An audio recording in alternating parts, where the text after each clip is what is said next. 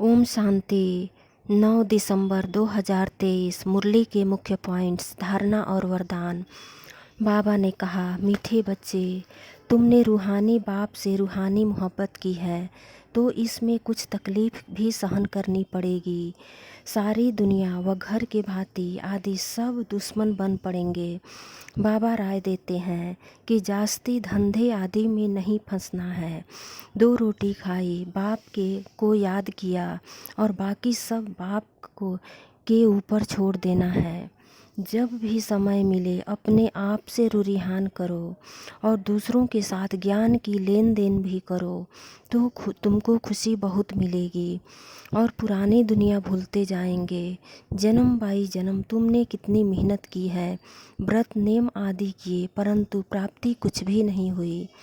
अभी बाप आकर तुम्हें स्वर्ग का द्वार बताया है तो कोशिश कर औरों को भी नरक से निकाल स्वर्ग का द्वार दिखाना है।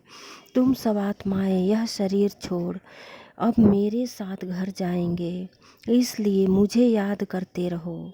यह है रूहानी यात्रा। जब तक तुम इस शरीर में रहो तब तक यह यात्रा चलती रहे। तुम कर्म योगी हो तो कर्म करना ही है, भले खाओ पियो लेकिन सब कुछ करते हुए बाप को याद करो।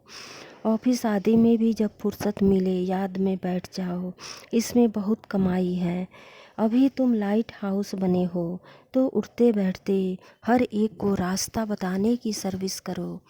बाप तुम्हें गुलगुल बनाने आए हैं, इसलिए 16 कला संपूर्ण बनो, तभी विश्व महारानी बनेंगे। तुम्हें खद्दर की रानी नहीं बनने।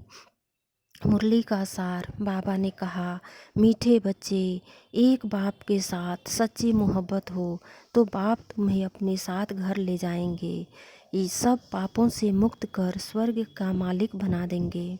प्रश्न, अपने आप को खुशी में रखने के लिए कौन सी मुख्य धारणा करनी है? उत्तर, खुशी में तभी रह सकते हैं जब अपने आप से रूरिहान करना आता हो, किसी भी चीज़ में आसक्ति न हो, 2 रोटी पेट को मिले, बस ऐसी अनासक्त वृत्ति की धारणा हो, तब हर्षित रहेंगे। ज्ञान का मनन कर स्वयं हर्षित रहें। तुम कर्म योगी हो, कर्म करते हुए घर का काम करते, खाना आदि बनाते बाप को याद करो। स्वदर्शन चक्र बुद्धि में घूमता रहे तो बहुत खुशी रहेगी। धारणा के मुख्य सार, चलते चलते लाइट हाउस बन सभी को रास्ता बताना है। जब सब आशाएं छोड़ एक बाप की याद में रहना है, बाप से राय लेते रहना है।